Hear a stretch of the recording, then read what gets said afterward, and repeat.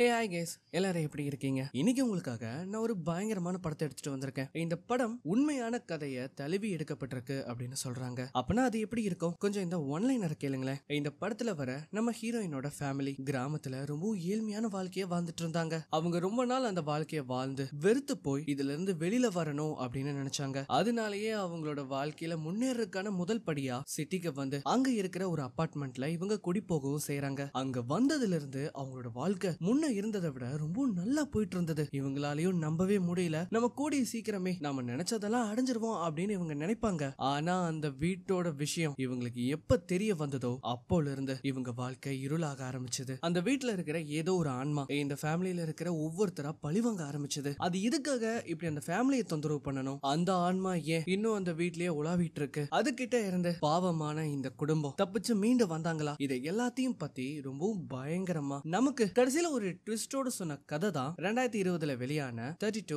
மாலசானா street. And once again இது உங்க நேரோ டைம் தமிழ் சேனல். வீடியோவை பார்த்துட்டு இருக்கவங்க சப்ஸ்கிரைப் பண்ணலைன்னா மறக்காம சப்ஸ்கிரைப் பண்ணிக்கோங்க. பக்கத்துல இருக்கிற பெல் ஐகானை பிரஸ் பண்ணி அதுல ஆளுங்கதை செலக்ட் பண்ணுங்க. அப்பதான் நான் போற இந்த மாதிரியான வீடியோஸ் எல்லாம் உங்களுக்கு நோட்டிபிகேஷனா வரும். இந்த வீடியோ பிடிச்சிருந்ததுன்னா மறக்காம ஒரு லைக் கொடுங்க. ஏன்னா நீங்க கொடுக்குற அந்த லைக் எனக்கு ஒரு பயங்கர மோட்டிவேஷனா இருக்கும். இதுக்கு முன்னாடி போடப்பட்ட எல்லா வீடியோஸையும் பாருங்க. அதெல்லாம் பிடிச்சிருந்ததுன்னா மறக்காம உங்க ஃப்ரெண்ட்ஸ் அண்ட் ஃபேமிலிக்கு ஷேர் பண்ணுங்க. படத்தோட ஆரம்பம் 1972 நடக்கிற மாதிரி காட்டுறாங்க. இந்த அபார்ட்மெண்ட் 32 மாலசானா ஸ்ட்ரீட்ல அமைக்கப்பட்டிருக்கு. அந்த அபார்ட்மெண்ட்ல எவ்வளவோ ரூம்ஸ் இருந்தாலும் எவ்வளவோ மக்கள் வாழ்ந்துட்டு இருந்தாலும் அந்த ஒரு ரூம் மட்டும் எல்லாத்தையும் விட மாறுபட்டதா இருக்கும். அங்க வாழ்றவங்க யாருமே அந்த ரூம்ல இருக்கிற அந்த பெண்மணியை பார்க்கவே மாட்டாங்க. இந்த சமயத்துலதான் அந்த இடத்துல இருக்கிற 2 சின்ன பசங்க கோலி குண்டை வச்சு விளையாண்டு இருக்கும் போது அது தவறுதலா கீழே விழுந்து அந்த ரூம் குள்ள போயிரும். அப்ப அந்த பசங்கள ஒருத்தன் என்ன பண்றான்னா தைரியமா அதை எப்படியாவது எடுக்கலாம் அப்படின்னு அங்க போவான். ஆனா இன்னொருத்தனும் இங்க பாரு, தயவு செஞ்சு அங்க போகாத, நம்ம அப்பா அம்மா அங்க போக கூடாதுன்னு சொல்லிருக்காங்க. ஆனா அந்த குட்டி பையன் ரொம்ப தைரியமா அந்த கதவை திறந்து அங்க இருக்கிற அந்த கோலி குண்டை எடுக்கலான்னு உள்ள போவான். இவன் உள்ள வர்றதுக்கு முன்னாடியே யாராவது இருக்கீங்களா அப்படி எல்லாம் கேட்டு பார்த்திருப்பான். ஆனா அங்க இருந்து எந்த ஒரு பதிலுமே வராது. இவனும் உள்ள போறான். அந்த மாதிரி போகும்போது அந்த வீட்டுல ஒரு போட்டோ இருக்கும். இவன் அதை பார்த்துட்டே இருக்கும்போது இவ்வளவு நேரம் அங்க இருந்து அந்த கோலி குண்டு திரும்பவும் பக்கத்துல இருக்கிற இன்னொரு ரூமுக்குள்ள உருண்டு ஓடிரும். இவனும் என்ன பண்றான்னா அந்த ரூம் டோரை ஓபன் பண்ணா உள்ள ஒரு வயசான பெண்மணி உடல் நல முடியாத நிலைமையில உட்கார்ந்துருப்பாங்க. அவங்களோட கை நகங்களை பார்த்தாலே அவங்க ரொம்ப நாள் அதை வெட்டாம வச்சிருக்கிறது நமக்கு தெரிய வரும். இவனும் என்ன பண்றான்னா எந்தவித சத்தமும் போடாம அந்த கோலி கொண்டை எடுக்கலாம் அப்படின்னு கீழே குமியும் போது அப்போன்னு பார்த்து அந்த பெண்மணி பயங்கரமா சத்தம் போட்டு அந்த இடத்துல இறந்துருவாங்க. இதை கேட்ட உடனே 2 பேரும் பயந்து அந்த இடத்த விட்டு தெரிச்சு ஓடிடுவானுங்க. அங்க கீழே விழுந்த டெலிபோனுமே ரிங் ஆகும். அப்படி ரிங் ஆகும் போது கட் பண்ணா 1976 பிரசன்ட்ல என்ன நடக்குது அப்படிங்கறத நமக்கு காட்டுறாங்க. அதே மாலசானா ஸ்ட்ரீட்ல இருக்கிற அந்த அபார்ட்மெண்ட் அந்த இடத்துக்கு குடி போறதுக்காக ஒரு ஃபேமிலி வரும். இதோ இவங்க இருக்காங்க இல்லையா, இவங்க தான் நம்ம படத்தோட ஹீரோயின். இவங்க பேரு அப்பாரோ. இதுதான் இவங்களோட ஃபேமிலி. இந்த மாதிரி இவங்க அந்த இடத்துக்கு வந்த உடனே அந்த அபார்ட்மெண்டோட புரோக்கர் அவங்கள கூப்பிட்டு அவங்க ரூம் காட்டுறதுக்காக கூட்டிட்டு போறாரு. நம்ம ஹீரோயினோட ஸ்டெப் ஃபாதர் தான் மனோலோ. அதுக்கப்புறம் அது அவங்க அம்மா கேண்டலா. இவங்க அந்த அபார்ட்மெண்ட்ல இருக்கிற எந்த ரூமுக்கு குடி போறாங்கன்னு பார்த்தா ஸ்டார்டிங்ல நம்ம பார்த்தோமே அந்த ரூம் 3rd B இறந்து போன அந்த பெண்மணியோட வீடு தான் இது. ஆக்சுவலி இவங்க ஒரு பெரிய அமௌண்ட்டை இதுல டெபாசிட் பண்ணி தான் இந்த வீட்டையே இவங்க எடுத்திருப்பாங்க. இப்ப அதே சமயம் இவன் இருக்கா இல்லையா, இவன் பேர் பீப், நம்ம ஹீரோயினோட தம்பி. நம்ம ஹீரோயின் லக்கேஜஸ் எல்லாம் எடுத்து வச்சிட்டு இருக்கும் போது அவன் என்ன சொல்றான்னா இந்த மாதிரி மெட்டோ உனக்கு ஒரு லெட்டர் கொடுக்க சொன்னா அப்படின்னு அந்த லெட்டரை கொடுப்பா. ஆக்சுவலி அது வேற யாரும் இல்ல, நம்ம ஹீரோயினோட லவர். இந்த மாதிரி எல்லாத்தையும் எடுத்து வச்சதுக்கு அப்புறமா இவங்க உள்ள போலான்னு பாப்பாங்க. ஆனா அந்த சமயத்துல இவங்களோட தாத்தா ஒருத்தர் இருப்பாரு. அவர் என்னடானா அந்த அபார்ட்மெண்ட்டையே ஒரு மாதிரியா பாத்துட்டு இருப்பாரு. என்ன ஆச்சு தாத்தா, உள்ள வரலையா அப்படின்னு கேட்கும்போது அவரு கை நீட்டி அந்த பால்கனிய அவர் காட்டுவாரு. ஆனா அங்க எதுவுமே இருக்காது. இவங்க இந்த வீட்டுக்கு வந்த உடனே இந்த வீடு ஏன் ரொம்ப தூசியா இருக்கு அப்படின்னு கேட்பாங்க. அதுக்கு அவருமே என்ன சொல்றாருன்னா இதுக்கு முன்னாடி வாழ்ந்தவங்க இறந்துட்டாங்க, அதனாலதான் இந்த வீட்டை அவசரமா காலி பண்ண வேண்டிய நிலைமை ஆயிருச்சு. அது அவங்க பராமரிக்கவும் இல்ல. இவங்களும் வீடை சுத்தி முத்தி பார்த்ததுக்கு அப்புறமா அந்த வீடு ரொம்பவும் புடிச்சு போயிரும். அதனாலேயே அதுக்கான சாவியையும் இவங்க வாங்குறாங்க. இவங்க ஃபேமிலிலேயே கடைக்குட்டி ஒருத்தர் இருப்பான். அவன் பேரு ரஃபேல். ரொம்ப சின்ன பையன். இவன் இந்த மாதிரி பம்பரத்தெல்லாம் வச்சு விளையாண்டு இருக்கும் போது அவங்க அம்மா வீட்டுல இதெல்லாம் விளையாடக்கூடாது அப்படின்னு சொல்லி திட்டுவாங்க. அவங்க அம்மா வீட்டுல இதெல்லாம் விளையாடக்கூடாது அப்படின்னு சொல்லிட்டு இருப்பாங்க. இந்த சமயத்துலதான் நம்ம ஹீரோயினுமே அவங்களோட ரூமுக்கு பெட்டி படுக்கையெல்லாம் எடுத்துட்டு வருவாங்க. இப்ப அதே சமயம் பீப்புமே அவனோட ரூமுக்கு வருவான். ஆக்சுவலி அவனுக்கு இந்த கிராமத்துல இருந்து இங்க வந்தது சுத்தமாவே பிடிக்காது.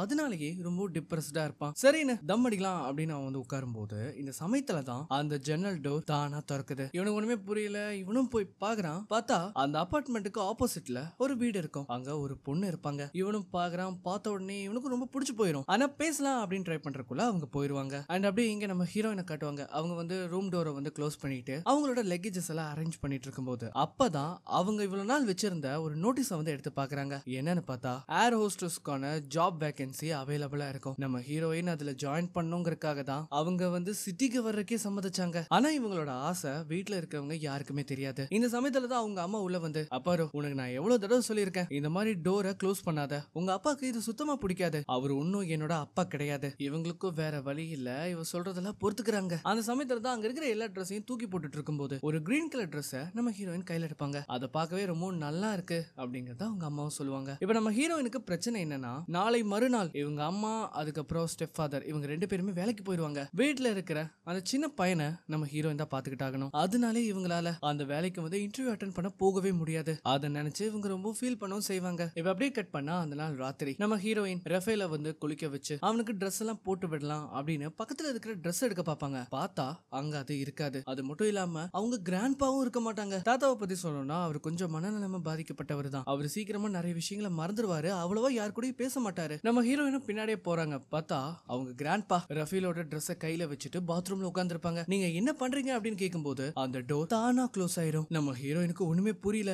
ஏன்னா அந்த ரூம்ல நம்ம சின்ன பையன் ரஃபேல் இருப்பான். இவங்களும் அந்த டோரை ஓபன் பண்ண ட்ரை பண்றாங்க. பார்த்தா அது லாக் ஆயிருக்கும். உள்ள ரஃபேலோட எந்த ஒரு சத்தமும் கேட்காது. அதுக்கு மாறா ஒரு வித்தியாசமான உருமல் சத்தம் மட்டும் கேட்கும். இவங்க என்ன பண்றாங்கன்னா கீழே கேப் வழியா பார்க்கும்போது ரஃபேல் ஒரு ஓரமா கூனி குறுகி பயந்து உட்கார்ந்துட்டு இருப்பான். இவங்களுக்கு ஒண்ணுமே புரியல. என்னன்னு பார்த்தா அந்த ரூம்ல அந்த பையனையும் தாண்டி வேற யாரோ ஒருத்தங்க இருக்காங்க. இத பார்த்ததும் வேகமா எல்லாருமே அவங்க கூப்பிட ஆரம்பிச்சாங்க. இவளோட சத்தத்தை கேட்ட உடனே மனோல என்ன பண்றாருன்னா வேகமா அந்த லாக்க உடைச்சு கதவு திறந்து உள்ள போறாரு. ஆனா அப்படி உள்ள போய் பார்த்தா இவங்க எல்லாருக்குமே பயங்கர ஷாக். என்னன்னா ரஃபேல் ஜன்னலுக்கு வெளியில உட்கார்ந்துட்டு இருப்பான். கொஞ்சம் ஸ்லிப் ஆனாலும் அவன் 4 மாடி கீழே விழுந்து இறந்து போயிருவான். இவரு மெதுவா சத்தம் போடாம என்ன பண்றாருன்னா டக்குன்னு அவனை பிடிச்சு அங்கிருந்து காப்பாத்துறாரு. இப்ப இங்க நடந்ததெல்லாம் பார்த்த உடனே அவரு செம்ம காண்டாவாரு. உனக்கு நான் எவ்வளவு தடவை சொல்லியிருக்கேன் என்னோட வீட்டுல கதவுகளை லாக் பண்ணவே கூடாது, உனக்கு எவ்வளவு தைரியம் இருந்தா இந்த மாதிரி நீ பண்ணிருப்ப அப்படின்னு பயங்கரமா திட்டுவாரு. ஆனா உள்ள ஒருத்தவங்க இருந்தாங்க அப்படிங்கறத நம்ம ஹீரோயின் எவ்வளவோ சொல்ல முயற்சி பண்ணாலும் அத அவங்க காதுல வாங்குற மாதிரியே இல்ல. இப்ப அதுக்கப்புறமா அந்த நாள் ராத்திரி ஆகுது. ரஃபேல அவங்க அம்மா தூங்க வச்சுட்டு போவாங்க. அப்பதான் அவங்க தாத்தாவுமே காட்டுவாங்க. அவருக்கு ராத்திரி இந்த பிரீத்திங் இஷ்யூ வந்து இருக்கும். அதுக்காக அவருக்கு சில விஷயங்கள் எல்லாம் பண்ணி தான் தூங்க வைப்பாங்க. இப்ப அப்படியே கட் பண்ணா அடுத்த நாள் காலையில மனோலோ சொன்ன மாதிரியே அடுத்த நாள் ஒரு ஒர்க் ஷாப்புக்கு போய் மெக்கானிக்கா ஜாயின் பண்ணுவாரு. அதே சமயம் நம்ம ஹீரோயினோட அம்மா கேண்டலா ஒரு துணி கடையில அவங்களோட சொந்தக்காரங்க மூலமா ஒரு வேலையும் வாங்கியிருப்பாங்க. இப்ப அதே சமயம் இங்க நம்ம பீப்பை காட்டுவாங்க. அவனுக்கு என்னன்னா படிச்சு முடிச்சதுக்கு அப்புறமா இவன் நிறைய இடத்துக்கு வேலை தேடி போயிருப்பான். ஆனா எங்கேயுமே அவனுக்கான வேலை வந்து அமைஞ்சிருக்காது. இத பத்தி எல்லாம் அவன் ரொம்ப யோசிச்சுட்டு இருக்கும்போது இந்த சமயத்துல தான் அந்த ஜன்னலுக்கு வெளியில இருந்து ஏதோ ஒரு சத்தம் கேட்கும். இவனும் என்னன்னு போய் பாக்குறான். பார்த்தா எதிர்த்து வீட்டுல இருந்து ஒரு லெட்டர் வந்திருக்கும். அதுல என்ன போட்டிருக்குன்னா இந்த மாதிரி என்னோட பேரு கிளாரா அப்படின்னு போட்டிருக்கும். ஆனா அந்த பக்கத்துல யாருமே அங்க இருக்கிற மாதிரி தெரியல. இவனுக்கு இந்த பேரு கேட்ட உடனே ரொம்ப சந்தோஷம். உடனே இவனுமே என்ன பண்றான்னா என்னோட பேரு பீப் அப்படின்னு எழுதி அந்த எதிர்த்து வீட்டுல இருக்கிற பொண்ணுக்கு அனுப்பி விடுவான். இவன் என்ன நினைப்பானா கண்டிப்பா அந்த பொண்ணு வந்து அந்த லெட்டர் எடுத்து படிப்பா, அதனால நம்ம இங்கே இருந்து அவளை பார்ப்போம் அப்படின்னு வெயிட் பண்ணும்போது இவன் ரொம்ப நேரமா வெயிட் பண்ணுவான். ஆனா அந்த பொண்ணு அங்க வர்ற மாதிரியே தெரியாது. சரின்னு அங்க இருந்து கிளம்புவான் பாருங்க. அந்த சமயத்துல தான் இவன் அனுப்புனதுக்கு பதில் கடிதம் அங்க இருந்து வந்திருக்கும். இங்க மேட்டர் என்னன்னா அந்த லெட்டர் மட்டும் வருது, ஆனா அங்க பொண்ணை காணோம். இவனால அவங்கள பார்க்கவும் முடியறது இல்ல. இந்த மாதிரியே மாறி மாறி லெட்டர்ல பேசிக்க ஆரம்பிச்சிருவாங்க. இங்க நம்ம ஹீரோயின் அவங்களுக்கு கிடைச்ச அந்த கிரீன் ட்ரெஸ் இருக்கும் இல்லையா, அதை இவங்க ஆல்டர் பண்ணி போட்டுப்பாங்க. அது மட்டும் இல்லாம இன்னைக்கு தான் அவங்க வேலையை கேட்டு போறாங்க. அந்த மாதிரி இவங்க ரெடி ஆயிட்டு இருக்கும்போது இந்த சமயத்துல பம்பரத்தை விட்டு ரஃபேல் விளையாண்டு இருப்பான். அவன் சொன்னா கேட்கவும் மாட்டானா. அவனை புடிச்சு கிச்சன்ல உட்கார வச்சு அவனுக்கு பிரேக்ஃபாஸ்டையும் கொடுப்பாங்க. சோ இது ஒரு பக்கமா நடந்துட்டு இருக்கும்போது இங்க நம்ம தாத்தாவை காட்டுறாங்க இல்லையா, அவரு வந்து அந்த இடத்துல ஏதோ ஒண்ணு பார்த்து அதிர்ந்து போய் நின்னுட்டு இருப்பாரு. என்னன்னு பார்த்தா அந்த இடத்துல ரொம்ப கொடூரமான ஒரு விஷயம் அங்க இருக்கும். நம்ம ஹீரோயின் அந்த ஏர்லைன்ஸ்ல போய் வேலை பார்க்கறதுக்கான நம்பரை வந்து எடுத்து ஒரு பேப்பர்ல எழுதிட்டு இருப்பாங்க. அந்த சமயத்துல தான் அது கூடவே இன்னொரு போன் நம்பருமே கிடைக்கும். ஆனா அந்த நம்பர் யாரு எழுதுனான்னு தெரியாது. இத பத்தி இவங்க பாத்துட்டு இருக்கும்போது ரஃபேல் யார் கூடயே பேசிட்டு இருப்பான். இவங்க அங்கேயும் போய் பாக்குறாங்க. ஆனா அங்க யாருமே இருக்க மாட்டாங்க. இவன் பாட்டுக்கு பேசிட்டு இருப்பான். இந்த சமயத்துல அவங்க தாத்தா அந்த இடத்தை விட்டு வெளியில போயிருவாரு. நீ இங்கேயே இரு ரஃபேல், எங்கேயும் போயிடாத அப்படின்னு சொல்லிட்டு தாத்தாவை கூட்டிட்டு வர்றதுக்காக வெளியில போறாங்க. அந்த பையன் திரும்பவும் யாரு கூடயே பேசிட்டு இருப்பான். ஆனா அங்க யாருமே இருக்க மாட்டாங்க. அதுக்கு பதிலா நம்ம ஸ்டார்டிங்ல ஒரு கோலி குண்டை பாத்திருப்போம் இல்லையா, அது அந்த இடத்துக்குள்ள உருண்டு வரும். இவனுமே என்ன பண்றான்னா மெதுவா அதை போய் எடுப்பான். இந்த சமயத்துல பக்கத்துல இருக்கிற ஒரு ரூம்ல இருந்து டிவி ஓடுற சத்தம் வந்து கேட்கும். சோ இவனும் அங்க போறான். பார்த்தா அந்த டிவில ஒரு பப்பட் ஷோ வந்து நடந்துட்டு இருக்கும். இவன் அந்த ஷோ வந்து பார்த்துட்டே இருக்கும்போது திடீர்னு அந்த பப்பட் இவனை கேள்வி கேட்கிற மாதிரி தெரியுது. உன்னோட பேர் என்ன அப்படின்னு கேட்கும்போது அவனும் ரஃபேல்னு அவனோட பேரை சொல்லுவான். இந்த மாதிரி இவங்க மாறி மாறி பேசிட்டு இருக்கும் போதுதான் நம்ம ஹீரோயின் வேக வேகமா வெளியில போய் அவங்க தாத்தாவை கூப்பிடுறாங்க. தாத்தா உங்களுக்கு என்ன ஆச்சு? இதனால நீங்க வெளியில வந்தீங்க? நான் ஃபார்முக்கு போகணும், ஆனா நம்ம கிட்ட எந்த ஒரு ஃபார்மும் கிடையாது, நம்ம அதை எல்லாத்தையுமே வித்துட்டோம். நான் அங்க போய் என்னோட ஷார்ட் கன்னை எடுத்துட்டு வரணும். அவங்க அப்பனுக்கு அது எங்க இருக்குன்னு நல்லாவே தெரியும். அவன் எங்க போய் தொலைஞ்சானே தெரியல. அவன் மட்டும் இருந்திருந்தானா நம்மள இங்க கூட்டிட்டு வந்திருக்கவே மாட்டான். எனக்கு புரியுது தாத்தா. அப்ப எங்க போனாருன்னு தெரியல, ஆனா போகும்போது ஒரு வார்த்தை சொன்னாரு. நான் திரும்பி வந்ததுக்கு அப்புறமா எப்படியாவது உங்களை கண்டுபிடிப்பேன்னு சொன்னாரு. அதனால நீங்க தயவு செஞ்சு உள்ள வாங்க அப்படின்னு சொல்லும்போது அவ அந்த பையனை கூட்டிட்டு போகிறதுக்காக தான் வந்திருக்கா.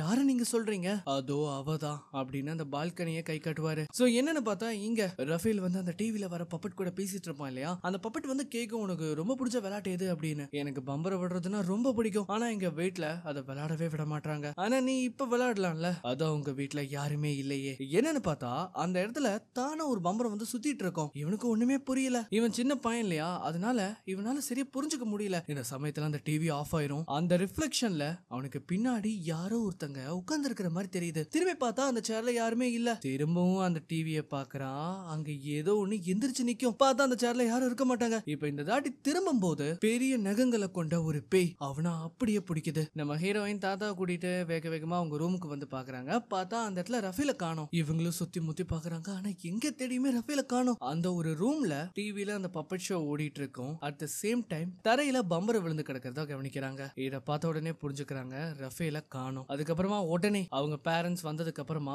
போலீஸ்க்கு இத பத்தி இன்ஃபார்ம் பண்றாங்க. இப்ப என்னன்னா இவங்க நடந்த எல்லா விஷயத்தையுமே சொல்லிருவாங்க. அதுக்கு ஏத்த மாதிரி இவங்களும் பக்கத்து ரூம், பக்கத்து வீடு, அந்த மாதிரி எல்லா இடத்தையும் தேடி பார்ப்பாங்க. ஆனா எங்க தேடியும் ரஃபேல இவங்களால கண்டுபிடிக்க முடியல. அதனால இன்ஸ்பெக்டர் என்ன சொல்லுவார்னா, சரி நீங்க கவலைப்படாதீங்க, நாங்க இந்த கேஸை இன்வெஸ்டிகேட் பண்ணிக்கிட்டே தான் இருப்போம். ஏதாவது லீட் கிடைச்சதுன்னா நான் உங்களுக்கு டெலிபோன்ல கான்டாக்ட் பண்றேன் அப்படின்னு சொல்லும்போது, நாங்க இப்பதான் இந்த வீட்டுக்கு புதுசா குடி வந்தோம், டெலிபோன் வயர் கட் ஆயிருக்கு, அப்படின்னா ஒன்னும் பிரச்சனை இல்ல, நாங்க நேரடியாவே வரோம் அப்படின்னு சொல்லிட்டு அவங்க அங்க இருந்து கிளம்புறாங்க. இப்ப இவங்களுக்கு என்னன்னா போலீஸ் எப்படியா இருந்தாலும் இந்த கேஸை டீல் பண்றதுக்கு ரொம்ப நாள் பண்ணுவாங்க. அதனால இவங்க 3 பேரும் ஹீரோயினையும் கிராண்ட்பாவையும் வீட்லயே விட்டுட்டு வெளியில போய் ரஃபேல தேடுறதுக்காக போறாங்க. நம்ம ஹீரோயின் இந்த சம்பவம் நடந்ததுக்கு அப்புறமா ரொம்பவே டிப்ரெஸ் ஆயிருப்பாங்க. அந்த மாதிரி டைனிங் ஹால்ல உட்கார்ந்து காஃபி குடிச்சிட்டு இருக்கும்போது அப்பதான் ரஃபேல் வரைஞ்ச ஒரு டிராயிங்க பாக்குறாங்க. அந்த டிராயிங்க பாக்குறதுக்கே கொஞ்சம் வித்தியாசமா இருக்கும். அதாவது இவங்க ஃபேமிலி மெம்பர்ஸ் இருக்காங்க. இவங்க குடி போன வீட்டுல இருக்கிற பால்கனில ஏதோ ஒண்ணு தப்பா இருக்கிற மாதிரி அவன் வரைஞ்சு வச்சிருப்பான். இதை வந்து நம்ம ஹீரோயின் பாத்துக்கிட்டே இருக்கும்போது டெலிபோன் ரிங் ஆகிற சத்தம் கேக்குது. இவங்களுக்கா ஒண்ணுமே புரியல. காலையில தானே இவங்க ஸ்டெப் ஃபாதர் சொல்லியிருப்பாரு, புதுசா குடி வந்தனால இன்னும் டெலிபோன் வயர் வந்து நாங்க கனெக்ட் பண்ணவே இல்ல. அப்படி இருக்கிற பட்சத்துல எப்படி டெலிபோன் ரிங் ஆகும்? இவ்வளவு என்ன பண்றான்னா அங்க போறா. சொன்ன மாதிரியே டெலிபோன் வயர் வந்து கட் ஆயிருக்கும், ஆனா வந்து ரிங் ஆகுது. இவளும் போய் அதை அட்டென்ட் பண்றா. பார்த்தா ரஃபேலோட குரல் கேக்குது. நீ எங்க இருக்க அப்படின்னு கேட்கும்போது எனக்கு தெரியாதுன்னு அவன் சொல்லுவான். உனக்கு பக்கத்துல யாராவது இருக்காங்களா? ஆமா, அது ஆனா பெண்ணா? அந்த மாதிரி இவங்க கேட்கும் போது வெளியில இருந்து ரஃபேலோட கதல் சத்தம் வந்து கேக்குது. உடனே இவங்களும் என்ன பண்றாங்கன்னா வேக வேகமா போறாங்க. பார்த்தா ஒரு செவுத்துக்கு பின்னாடி இருந்துதான் அந்த சத்தம் வந்து கேக்குது. அது எங்க கனெக்ட் ஆகுதுன்னா இவங்க வீட்டுக்கு ஆப்போசிட்ல ஒரு ரூம் இருக்கும் இல்லையா, அங்கதான் கனெக்ட் ஆகும். இந்த சத்தத்தை கேட்ட உடனே வெளியில வந்து பயங்கரமா கதறுவா. யாராவது உதவி பண்ண வரமாட்டீங்களா அப்படின்னு கேட்கும்போது ஒரு நெய்பரும் வருவான். இவங்க ஃபேமிலியும் திரும்ப வந்துடும். அப்பா அம்மா, ரஃபேலோட குரல் இதுக்குள்ள இருந்துதான் கேக்குது, என்ன நம்புங்கப்பா, இந்த ஒரு தடவையாச்சும் என்ன நம்புங்க அப்படின்னு நான் வந்து சொல்லும்போது உடனே மனாலும் என்ன பண்றாருன்னா அந்த கதவை உடைச்சு எல்லாருமே உள்ள போறாங்க. இவங்களும் என்ன பண்றாங்கன்னா உள்ள போறாங்க. ஓபன் ஆயிருக்கிற ரூம்ஸ் எல்லாம் செக் பண்ணி பார்த்தா அங்க யாருமே இல்ல. சில கதவுகள் மூடப்பட்ட நிலைமையிலேயே இருக்கும். அதை இவங்களால திறக்கவும் முடியாது. இந்த மாதிரி இவங்க தேடிட்டு இருக்கும்போது இந்த சமயத்துல தான் ஒரு ரூம்ல ஒரு சின்ன பையன் சிரிச்சுக்கிட்டே ஓடி போற மாதிரி நமக்கு காட்டுவாங்க. அத ஹீரோயினும் கவனிப்பா. உடனே அவங்க எல்லாரையும் விட்டு இவன் மட்டும் அதுக்குள்ள தனியா போறா. அந்த மாதிரி உள்ள போகும்போதுதான் காட்டுறாங்க அந்த கர்டனுக்கு பின்னாடி ஒரு சின்ன பையனோட நிழல் தெரியுது. சோ இத பார்த்த உடனே இவன் என்ன பண்றான்னா யாரையுமே கூப்பிடாம இவளே மெதுவா முன்னாடி போக ஆரம்பிக்கிறா. And at the same time இங்க இவங்க ஃபேமிலி வந்து தேடிட்டு இருக்கும்போது அப்பதான் பீப் ஒரு விஷயத்தை கண்டுபிடிப்பான். என்னன்னு பார்த்தா ரஃபேலோட கால் தடம் அங்க இருக்கு. அதை எல்லாரும் கவனிக்கவும் செய்வாங்க. இங்க நம்ம ஹீரோயின் பின்னாடி இருக்கிறது ரஃபேல் தான் அப்படின்னு நினைச்சு மெதுவா கிட்ட போவாங்க. அந்த சமயத்துல அங்க இருக்கிற லைட்ஸ் ஆஃப் ஆகி ஆன் ஆகும். திரும்பி பார்த்தா இவ்வளவு நேரம் சின்னதா இருந்த அந்த உருவம் திடீர்னு பெருசா மாறி இருக்கும். இப்ப இங்க ஃபேமிலியே அந்த கால் தடத்தை ஃபாலோ பண்ணி போகும்போது அங்க இவங்க எதிர்பார்க்காத மாதிரி இன்னொரு கால் தடம் அவனை ஃபாலோ பண்ணி போற மாதிரி தெரியுது. அவ்வளவுதான், 2 கால் தடமும் அந்த கடிகாரத்து கிட்ட வந்ததும் மறைஞ்சு போயிருச்சு. இங்க நம்ம ஹீரோயின் மனசுல தைரியத்தை வர வச்சுட்டு மெதுவா அந்த கர்டைனை விளக்கும் போது அந்த இடத்துல ஒரு வயசான உருவம் இருக்கும். அது என்ன பண்ணுதுன்னா அவளோட கைய பிடிச்ச உடனே இவ பயங்கரமா கதற ஆரம்பிப்பா. அங்க இருக்க லைட்ஸும் வெடிச்சு போயிடும். இவளோட சத்தத்தை கேட்டு எல்லாருமே அங்க வந்து பாக்குறாங்க. பார்த்தா அவ ஓரத்துல பயந்து போய் கதறிட்டு இருக்கா. மணாலவும் அங்க முன்னாடி போய் பாக்குறாரு. அந்த கர்டைன்ஸ்க்கு பின்னாடி எதுவுமே இல்ல, சுத்தி முத்தி யாருமே இல்ல. உடனே இவருமே என்ன பண்றாருன்னா ஹீரோயினை கூட்டிட்டு அந்த இடத்த விட்டு கிளம்புறாங்க. இப்ப அப்படியே கட் பண்ணா அடுத்த நாள் காலையில மொத்தம் ஃபேமிலியும் இடிஞ்சு போன நிலைமையில இருக்கும். ஆனா இந்த சூழ்நிலையிலயும் இவங்க வேலைக்கு போய் தான் ஆகணும். மனோல என்ன சொல்றாருன்னா, நம்ம வேலைக்கு சேர்ந்து ஒரு நாள் தான் ஆச்சு, ஜாயின் பண்ணா அடுத்த நாள்லயே நம்ம லீவ் போட்டா கண்டிப்பா இது நமக்கு ஒரு பிளாக் மார்க்கையும் ஏற்படுத்தும். அவங்க வேலையை விட்டு நீக்கிறதுக்கு வாய்ப்பு இருக்கு.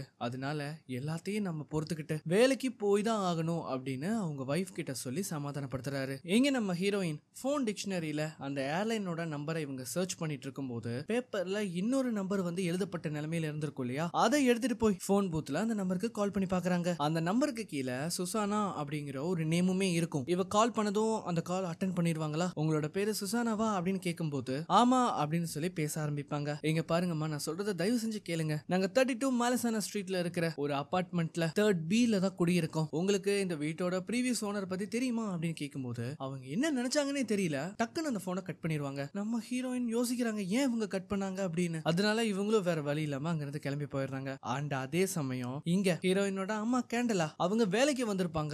அவ்வளவு பெரிய சம்பவம் நடந்ததுக்கு அப்புறமாவும் இவங்க வந்து அங்க வேலை செஞ்சுட்டு இருக்கும் போது இந்த சமயத்துல தான் அங்க வீல் சேர்ல ஒரு பொண்ணு வந்து உட்கார்ந்துருப்பா. அவ வந்து ஒரு ஹேண்டிகேப், அவளால வாய் பேச முடியாது, கைகளை அசைக்க முடியாது. ஆனா என்ன ஆச்சுன்னே தெரியல, நம்ம கேண்டலாவை பார்த்த உடனே அவங்க ஒரு மாதிரி பயப்பட ஆரம்பிக்கிறாங்க. கேண்டலா கேக்குறாங்க, உங்களுக்கு ஒண்ணும் இல்லையே, நீங்க தனியாவா வந்தீங்க அப்படின்னு கேட்கும்போது இவங்களுக்கு பக்கத்துல ஒரு விசிலுமே இருக்கும். அதை ப்ளோ பண்ணி சத்தத்தை எழுப்புவாங்க. இந்த சத்தத்தை கேட்டதும் ஒரு வயசான பெண்மணி அந்த இடத்துக்கு வருவாங்க. அவங்க வந்து லோலா என்னாச்சு, நீ பயப்படாத, நான் வந்துட்டேன் அப்படின்னு அவங்க சொல்றாங்க. அந்த அம்மா பேரு வந்து மருஜா. உன் பேர் என்ன அப்படின்னு கேட்கும்போது கேண்டலா அப்படின்னு சொல்லுவாங்க. இங்க பாருமா கேண்டலா, என்ன மன்னிச்சிரு, என்னோட பொண்ணு வந்து நான் பக்கத்துல இல்லாதனாலதான் பயந்து போயிட்டா. அது மட்டும் இல்லாம அவ உனக்குள்ள ஏதோ ஒன்ன பாத்திருக்கா, அதனாலதான் அந்த விசில ப்ளோவும் பண்ணா. உங்களுக்கு ஏதாச்சும் உதவி வேணா என்கிட்ட கேளுங்க, நான் பண்ணி தரேன் அப்படின்னு சொல்லும்போது லோலா உன்கிட்ட இதை கொடுக்க சொன்னா, தீய சக்திகள் கிட்ட இருந்து இது உன்னை காப்பாத்தும். ஆனா எதுக்கு, இங்க பாரு, தயவு செஞ்சு இதை படி, இது உனக்கு உதவியா இருக்கும். நம்ம கேண்டலாவும் என்ன பண்றாங்கன்னா அதை வாங்கிட்டு அங்கிருந்த போறாங்க. இப்ப அப்படியே வீட்டுல நம்ம பீப்பை வந்து காட்டுவாங்க. அவன் வந்து படிச்சிட்டு இருக்கும் போது அந்த சமயத்துல வெளியில இருந்து ஏதோ ஒரு சத்தம் கேட்கும். இவனும் எந்திரிச்சு போய் பாக்குறான். பார்த்தா அங்க ஒரு லெட்டர் வந்திருக்கு. அந்த லெட்டர்ல என்ன எழுதி இருக்குன்னா, உன்னோட தம்பிக்கு ஒண்ணும் இல்லையே அப்படின்னு எழுதி இருக்கும். இவனும் அதுக்கு பதிலா உனக்கு எப்படி இது தெரியும் அப்படின்னு எழுதி அவன் சென்ட் பண்றான். அந்த லெட்டரை அனுப்பிட்டு கொஞ்ச நேரம் அங்கேயே நின்னு பாக்குறான். ஆனா அங்கிருந்து யாரும் வந்த மாதிரியே தெரியல. இவனும் ட்ரெஸ் எடுத்து போடலாம் அப்படின்னு இந்த பக்கம் வருவான் பாருங்க. இந்த சமயத்துல தான் திரும்பவும் இன்னொரு லெட்டர் வரும். அதுல அப்படி என்ன எழுதி இருக்குன்னா, அவன் எங்க இருக்காங்கிறது எனக்கு தெரியும், பேஸ்மெண்ட்டுக்கு வா, நான் காட்டுறேன் அப்படின்னு எழுதி இருக்கும். இதை படிச்சதும் அவன் பயங்கரமா ஷாக் ஆயிடுவான். உடனே அவன் என்ன பண்றான்னா ட்ரெஸ் எல்லாம் மாத்திட்டு வேக வேகமா பேஸ்மெண்ட்டுக்கு போறான். இவன் அந்த மாதிரி கீழே வந்த உடனே அந்த பேஸ்மெண்ட்டுக்கு போற டோர் தானா ஓபன் ஆகும். சோ மோஸ்ட்லி அந்த பேஸ்மெண்ட்ல என்ன நடக்கும்னா, இவங்க இந்த துணியெல்லாம் துவைப்பாங்க இல்லையா, அந்த வாஷிங் மிஷின்ஸ் இது எல்லாமே அங்கதான் இருக்கும். அதனாலே பயங்கர சத்தமா இருக்கும். இவனும் என்ன பண்றான்னா அந்த பேஸ்மெண்ட்ல இருக்கிற ஒரு ரூம்குள்ள போவான். அந்த மாதிரி போன உடனே அங்க பவர் கட் ஏற்படுது. இவனுக்கு வெளிச்சம் தர்றது கையில இருக்கிற அந்த லைட்டர் மட்டும் தான். இவனுக்கு இங்க ஆக்சுவலி என்ன நடக்குதுன்னே புரியல. இவனும் பயந்து போய், கிளாரா நீ எங்க இருக்க, என்ன நீ வருஷம் இல்ல, நீ எங்க இருக்க அப்படின்னு கேட்பான். அந்த நேரத்துல ஏதோ ஒண்ணு இவனுக்கு பின்னாடி போகும். ஆனா திரும்பி பார்த்தா அதை காணோம். இந்த மாதிரி இவன் சுத்தி முத்தி தேடிட்டு இருக்கும் போது இவனுக்கு பின்னாடி இருந்து வந்த 2 கைகள் இவனை அப்படியே இறுக்கமா பிடிக்கும். என்னன்னு பார்த்தா அது ஒரு பொண்ணு. இவனும் நடுக்கத்துல அந்த லைட்டரை கீழே போட்டுருவான். அதை எடுத்து திரும்ப லைட் பண்ணி பார்க்கும்போது அங்க இருக்கிற அந்த கண்ணாடியில அந்த பொண்ணோட கால்கள் ரொம்ப விகாரமா இருக்கிறத காட்டுறாங்க. என்னன்னு பார்த்தா அங்க இருக்கிறது ஒரு பொண்ணே கிடையாது, அது ஒரு வயசான பேய். அது என்ன பண்ணுதுன்னா அவனை அட்டாக் பண்ண ஆரம்பிக்கும். ஆனா அதுல இருந்து அவன் தப்பிச்சு வேக வேகமா வெளியில ஓடுறான். இப்ப இந்த சமயத்துல தான் நம்ம ஹீரோயினுமே வீட்டுக்கு வருவாங்க. அவ அந்த மாதிரி உள்ள வந்த உடனே அவளுக்கு என்னாச்சுன்னே தெரியல, வயிறு பயங்கரமா வலிக்க ஆரம்பிச்சிடும். கொண்டு வந்த எல்லா ஐட்டத்தையும் அப்படியே கீழே போட்டுட்டு வேக வேகமா பாத்ரூமுக்கு போய் வாந்தி எடுக்கிறா. வாந்தி எடுத்ததுக்கு அப்புறமாவும் அந்த வலி வந்து இன்னும் அவளுக்கு இருக்கும். என்னன்னு அவ ட்ரெஸ் தூக்கி பார்த்தா அவளோட வயித்துல ஒரு பெரிய கைத்தடை வந்து இருக்கும். அவ்வளவுதான், இதை பார்த்த உடனே அவ பயந்து போயிருவா. இப்ப இந்த சமயத்துல என்ன ஆகுதுன்னா டெலிபோன் ரிங் ஆகிற சத்தம் வந்து கேக்குது. இவன் இந்த சத்தத்தை கேட்ட உடனே பயந்துருவா. உடனே அந்த காலை வந்து அட்டென்ட் பண்ணா கடிகாரத்தோட சத்தம், அது மட்டும் இல்லாம ரஃபீலோட கதறல் சத்தமும் கேக்குது. உடனே இவன் என்ன பண்றானா வேக வேகமா அந்த சத்தத்தை நோக்கி போனா அந்த பக்கத்து வீட்டோட டோர் தானா ஓபன் ஆகும். இவளும் என்ன பண்றானா அதுக்குள்ள போய் பாக்குறா. பார்த்தா அந்த கடிகாரத்துல இருந்துதான் சத்தம் வந்துகிட்டே இருக்கும். என்னன்னு கிட்ட போய் பார்த்தா அந்த கடிகாரத்துக்குள்ள ரஃபீலோட கை தெரியும். உடனே இவன் என்ன பண்றான்னா அந்த கடிகாரத்தோட கண்ணாடி இருக்கும் இல்லையா, அதை வந்து கையால துணியெல்லாம் சுத்தி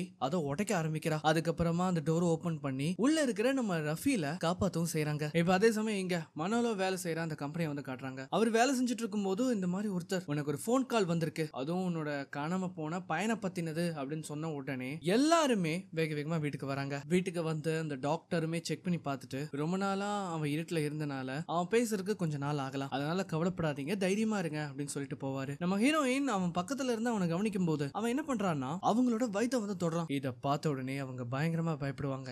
ஏன்னா நம்ம ஹீரோயின் வாந்தி எடுத்தாங்க இல்லையா, அது வேற இதனாலையும் கிடையாது, அவங்க இப்ப பிரெக்னெண்டா இருக்காங்க. இப்ப அப்படியே கட் பண்ணா அந்த நாள் ராத்திரி நம்ம ஹீரோயின் கண்ணாடியில வயித்தை வந்து செக் பண்ணிட்டு இருக்கும் போது அந்த இடத்துக்கு அவங்க அம்மா வருவாங்க. நீ என்ன பண்ணிட்டு இருக்க, வெளியில ஏதாவது போறியா என்ன? இல்ல நான் எங்க போவேன், உனக்கு இந்த ட்ரெஸ் ரொம்ப நல்லா இருக்கு அப்படின்னு சொல்லிட்டு அவங்க அங்கிருந்து போறாங்க. நம்ம ஹீரோயினும் இத பத்தி எதுவுமே அவங்க வீட்டுல சொல்லவும் மாட்டாங்க. அதுக்கப்புறமா அவங்க அம்மா தான் பையன் கிட்ட போய் அந்த ராத்திரி அவங்க கூடயே படுப்பாங்க. அதே சமயம் பீப் அவனோட ரூம்ல தூங்கிட்டு இருக்கும் போது அந்த ஜன்னல் கதவு தானா திறக்குது. இவனுக்கும் ஒண்ணுமே புரியல. இங்க நம்ம ஹீரோயின் இவங்க இந்த நிலைமையில இருக்கிறத தெரிஞ்ச உடனே பயங்கரமா டிப்ரெஸ் ஆயிருவாங்க. அதனாலே இவங்க லிட்டரலி என்ன பண்ணலாம்னு இருக்காங்கன்னா எலி மருந்து கலக்கி குடிக்க வர ட்ரை பண்ணுவாங்க. இங்க கேன்லா நிம்மதியா தூங்கிட்டு இருக்கும் போது பையன் பயப்படுற மாதிரி தெரியும். உனக்கு என்னாச்சு அப்படின்னு கேட்கும்போது அவன் எந்த வித பதிலும் சொல்ல மாட்டான். நீ ஏதாவது பாத்தியா அப்படின்னு கேட்கும்போது அப்பதான் அவன் கீழே பாக்குறான். அந்த இருள்ல ஏதோ ஒரு கை வந்து அங்க இருக்கிற பொருளை எடுத்துட்டு போற மாதிரி தெரியும். இவன் பயப்படுறத பார்த்து இவங்களும் எந்திரிச்சு பாப்பாங்க. அதே சமயம் பீப் ஜன்னல் ஏன் திறந்தது, ஏதாவது லெட்டர் வந்திருக்கா அப்படின்னு செக் பண்றதுக்காக எந்திரிச்சு போய் பாப்பான். நம்ம ஹீரோயின் தைரியத்தை வர வச்சுக்கிட்டு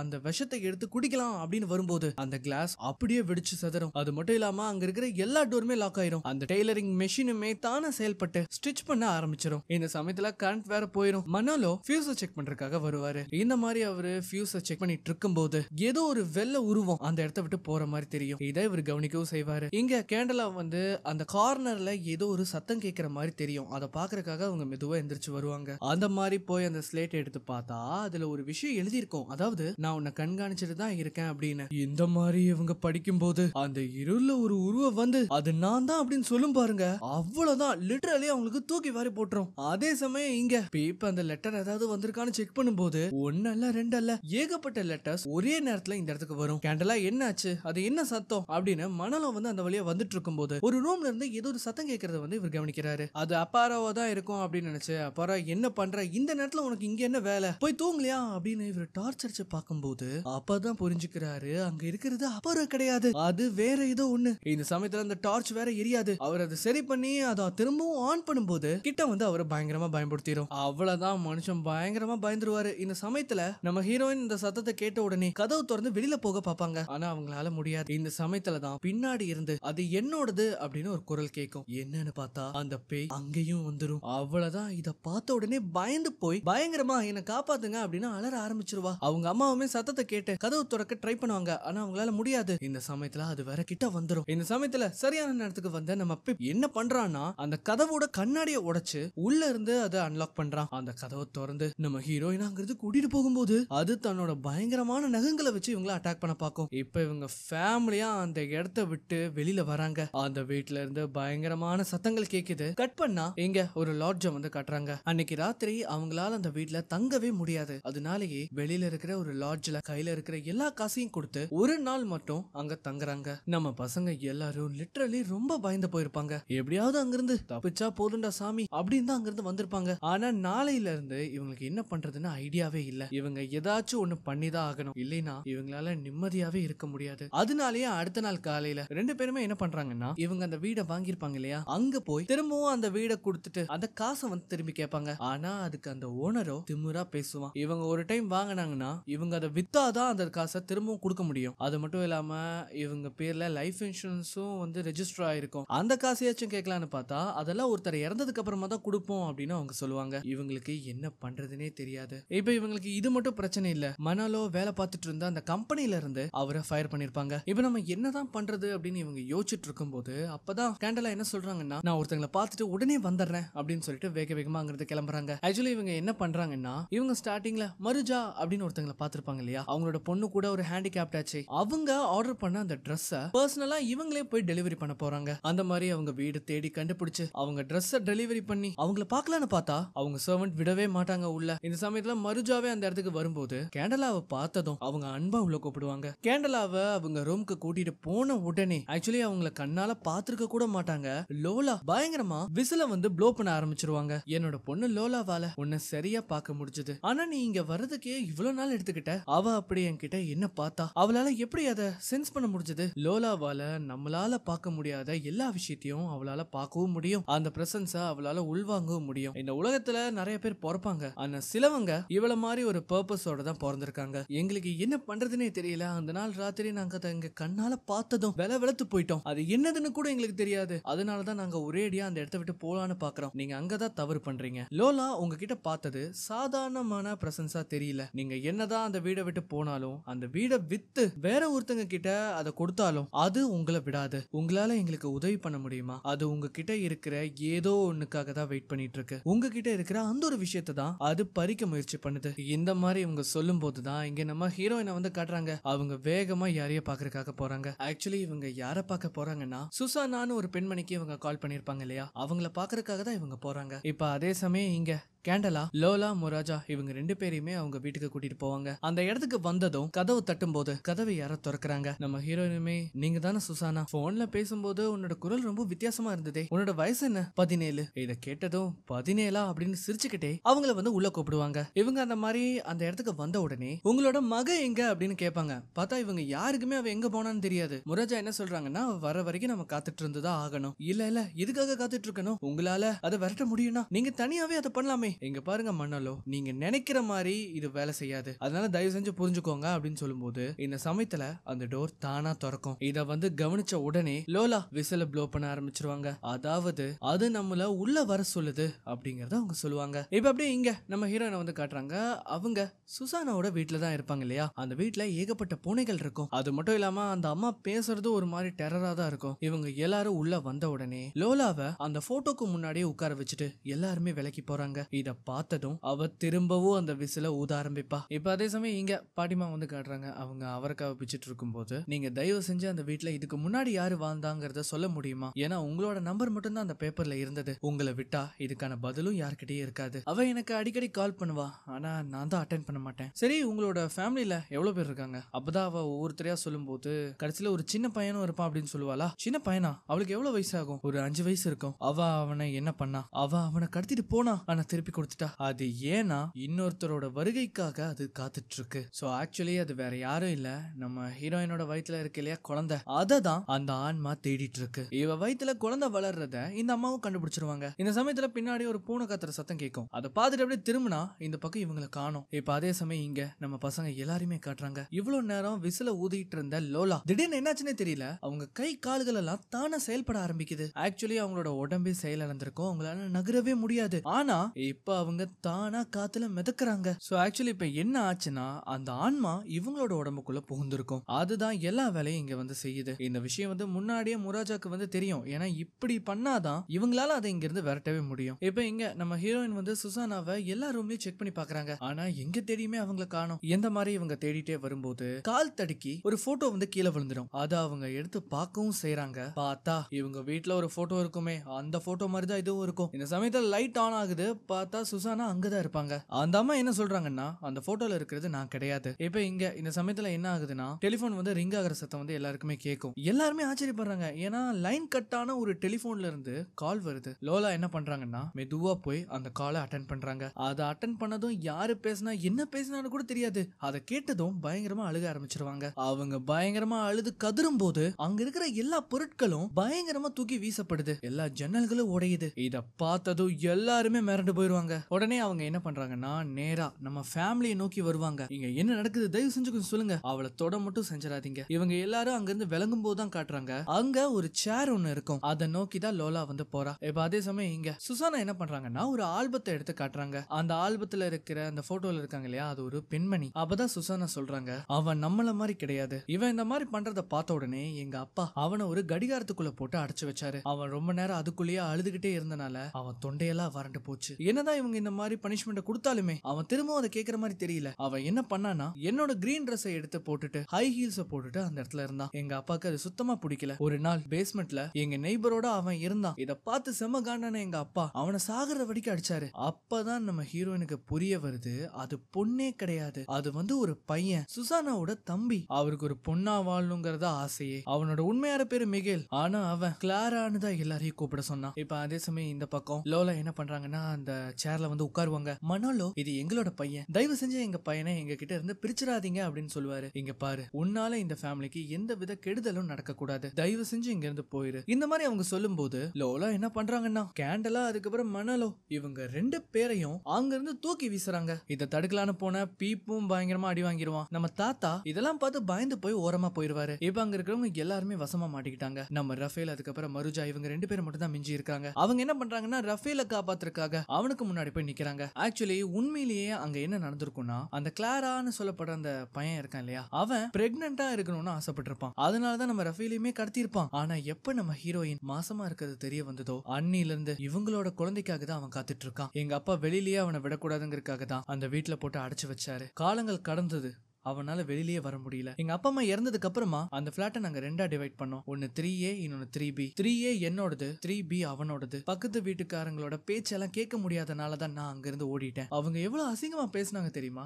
என்னால அதை கேட்க கூட முடியல. அவன் அந்த நாள் ராத்திரி இறக்கறதுக்கு முன்னாடி நிறைய முறை எனக்கு கால் பண்ணான். ஒருவேளை அவனுக்கு ஒரு கம்பெனி வேணுங்கிறதுக்காக தான் உங்களை கூப்பிட்டு இருக்கலாம். இவ்வளவு நாள் தனிமையில வாழ்ந்தா அவருக்கு துணையா ஒரு அக்கா இருக்காங்கன்னா அது நீங்க மட்டும் தானே? இல்ல கிடையாது. இப்படி இருக்கிற ஒருத்தனால எப்படி நார்மலா மத்த மனுஷங்க மாதிரி வாழ முடியும்? நம்ம ஹீரோயின் என்னதான் சொன்னாலும் அவங்க புரிஞ்சுக்கிற மாதிரி தெரியல. அதனாலேயே அவங்க அங்கிருந்து கிளம்ப பார்க்கும்போது இவங்க என்ன பண்றாங்கன்னா அவங்கள புடிச்சு ஒரு விஷயத்த நல்லா கேட்டுக்கோ, அவன் ஒரு விஷயத்த அடையணும்னு நினைச்சானா அவன் இறந்ததுக்கு அப்புறமும் அவன் அதை அடையாம விட மாட்டான். இந்த மாதிரி சொன்னதுக்கு அப்புறம் தான் அவங்கள அங்கிருந்து போகவே விடுவாங்க. எங்க நம்ம மருஜா லோலா கிட்ட வரும்போது இவங்க என்ன பண்றாங்கன்னா பைபிள் எடுத்து படிக்க ஆரம்பிப்பாங்க. அந்த மாதிரி படிச்சுட்டு இருக்கும்போது என்ன ஆச்சுன்னே தெரியல, அந்த பைபிள்ல இருக்கிற எல்லா எழுத்துக்களும் அழிஞ்சு போக அவங்களோட கை நரம்புகள் வெளியில பொட்டைக்க ஆரம்பிச்சிடும். ஒரு மாதிரி செயல் இழந்து சுருண்டு கீழே விழுந்துருவாங்க. இப்ப அவன் நேரா நம்ம ரஃபேல் கிட்ட வரும்போது அந்த இடத்துக்கு சரியான நேரத்துல நம்ம ஹீரோயின் வருவாங்க. அவனை விட்டுரு. இத பார்த்த உடனே ரஃபேல விட்டுட்டு அது என்ன சொல்லுதுன்னா என்கிட்ட அவனை கொடுத்துரு. நம்ம ஹீரோயினும் அவங்க வயித்துல கை வைக்கும் போது அப்பதான் கேண்டலா புரிஞ்சுக்கிறாங்க அவ பிரெக்னெண்டா இருக்கா அப்படிங்கறத. நம்ம ஹீரோயின் என்ன பண்றாங்கன்னா